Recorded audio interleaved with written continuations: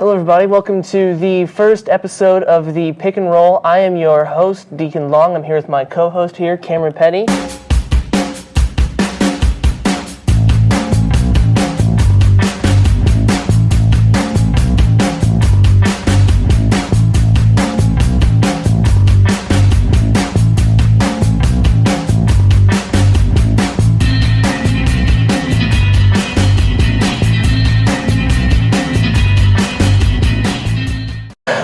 This weekend starts our first round of basketball games. We got a few sleeper teams here this first week. I would agree with that. We had some pickup games over the break, and I think Zach Lennon and Lucas Doyle are going to be one of the sleeper teams. We had them ranked pretty low starting the season here, but after seeing Zach London's great defense and obviously Lucas Doyle being one of the tallest guys we've ever had in the BBA, I think they'll start off this weekend 3-0. The only thing I'd say about that is they've got a little bit of an offensive problem. I'd call it scoring there, so we'll see how they can score out this weekend.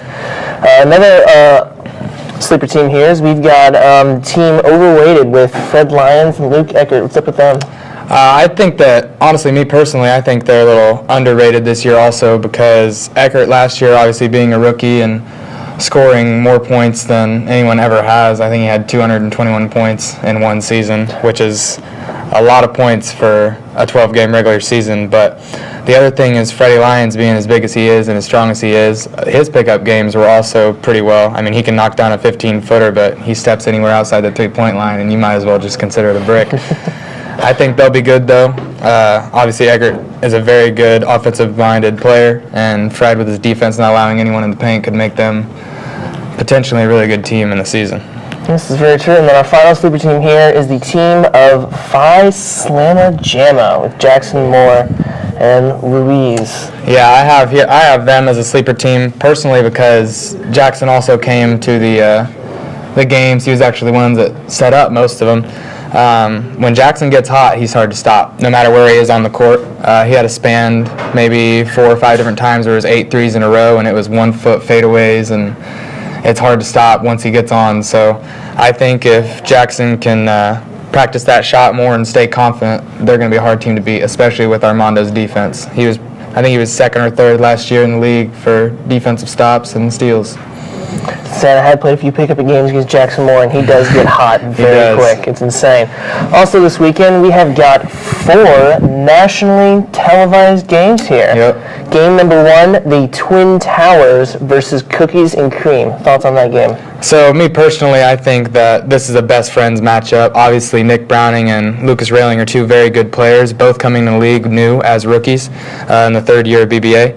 I have Nick Browning and Chris Martin taking the win here, 32-26, however, mainly because I think Chris Martin's defense can stop Lucas from driving. And then I've seen Nick Browning play a lot of basketball in the days that we've had, and if he gets hot like Jackson Moore, he's hard to stop. So you just got to hope that if you're the Twin Towers with Will Simler and Lucas Railing, that you don't let those 2 guys get hot. That's very true. And then our next nationally televised game, a matchup of the sleeper teams here, Big and Little with Zach Lennon and Lucas Doyle, and Overweighted with Fred Lyons and Luke Eckert. Yeah, this one is actually quite the game, I feel like, having Doyle play his first round on 8.5. Haven't seen him play. We've had multiple opportunities, but being 6'5" and playing on the basketball team here at CG and having a defensive stopper like Zach Lennon, they're going to be hard to stop. But that can't go hand in hand with Luke Eckert's offensive mentality. Honestly, I'd compare Luke to Kobe with that mindset, especially choosing Fred out of all the other players he could have drafted on his team this year. It's going to be a lot of high pick and roll, moving Doyle outside of the paint.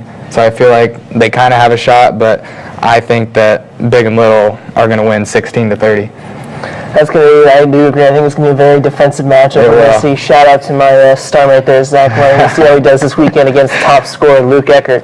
Our third game here is we have the Light Skins, comprised of Jalen Goins and Ben Nickerson, taking on another sleeper team here, Phi Slamma Jamma. Yeah, again, going back to this, I mean, these are 2 new rookies. Obviously, Jalen played in the championship last year and almost won it for his team, being that defensive stopper.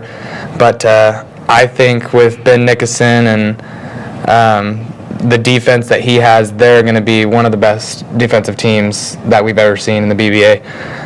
But that doesn't stop Jackson Moore and Armando Reese's offense capabilities. Obviously, Jackson can get hot and hit from anywhere on the court, but you add Armando to the mix. That was one of the most improved guys coming from the first year to the second year, and literally won games single-handedly last year after being down like 12, and in the BBA, that's like being down 30. So with those two, if they can figure out team chemistry, they're going to be a hard team to beat. So I have Jackson and Armando taking the win 34-30. Should be very interesting to see. That makes him a little bit of a chip on his shoulder. He dropped a little bit in the draft, a little bit further than I thought he would. So we'll see if he comes out firing. He should, on all cylinders.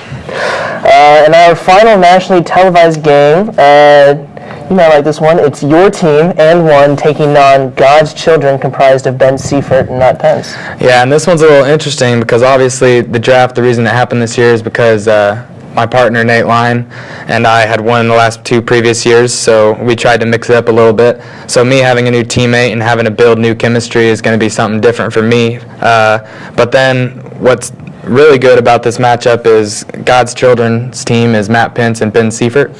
And Matt Pence was actually one of the better players on the lower end of the list, and Seifert didn't quite make the cut, so he's at the top of the other side of that draft board.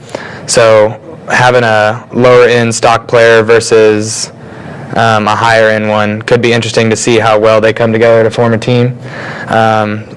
So I feel like this matchup, especially one that'll start the season off correctly, I think that we can take the win 30-24 just because of the chemistry that we'll have and the chemistry they won't. So I think it should be interesting. We'll see if you can make it 3 years in a row this year with the championship run you got going on. All right, you got some reminders for everybody? Yeah, so last time, or some reminders for the league. So game times are correct. Any schedule that I post out on the BBA page, they should be correct. We'll start at 12:30. That should be right after church. It will not always be on Sundays. We do Saturdays and Friday nights, and if we have to fit in some rescheduled games during the week, we can do that also. It just depends on what time we're doing. I do ask that you are there like 15 minutes prior to a game time, so that's just one game before. We do try to start on time all the time. So, and then we're going to have a little bit of schedule change. I know you guys aren't aware of that because I don't send that out, but prom weekend is on the 4th of May. Yep. And that was All-Star break, but I did not take into consideration a prom. So we're moving that back, and prom weekend will be taken as like a break before All-Star and the playoffs. So enjoy that while you have it, because trust me, the regular season is one thing, but the physicality you get in the playoffs is something else. So by then, by prom weekend, we'll have everyone play their 12-game regular season. And then All-Star break will actually be on the 10th of May, which is a Friday. Track schedules are not around that. I'm saying it now so that you guys can plan ahead, especially for those that you have work. And then which All-Star break is on that Friday. First round of playoffs is the next day on that Saturday, first and second round. So it's going to be a big weekend for the BBA right then. But I just want you guys to be aware that the 10th and 11th are All-Star and first and second round of playoffs. And then that next weekend will be the third round, and championship day will be on May 18th. So we'll finish a little bit ahead of schedule, but mainly that's because I didn't want BBA to get in the way of those guys that are seniors, obviously having like 27 out of the 32 that we have this year in the BBA. I wanted to make sure that they have that time to, at the end of May, to get ready for state finals in track. So that's our reminder. Anything else to add? I was going to say, I think it's going to be a very interesting season this year. We'll see how things looks like the top spots up for grabs there this year. Yeah, on different teams now. Hopefully we have a lot of balance. Hopefully we have teams that are fair, and I feel like we're going to have a lot more competitiveness as it keeps growing. First year it was obviously just a year to be playing. Second year we kind of got competitive, and I feel like this year we're going to have the best one yet. Yeah, you're pulling out all the stocks this year, so it should be very interesting. Thank you, everybody, for tuning in. I'm Deacon Long here with Cam Petty. This is The Pick and Roll. We'll see you next time.